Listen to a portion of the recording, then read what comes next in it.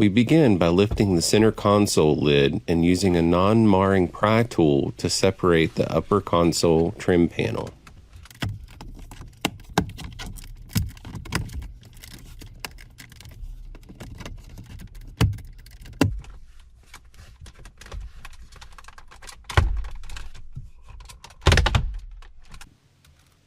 Set the parking brake, turn on the ignition, and hold the foot brake to move the shifter down for clearance.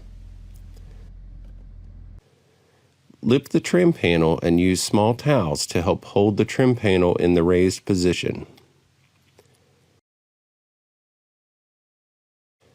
Use the included zip tie to fasten the electronics module to the Autostop Eliminator harness.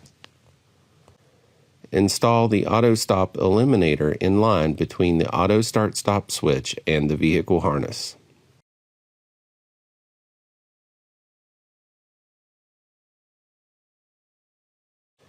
Remove the towels, then reposition the trim panel and close the console lid.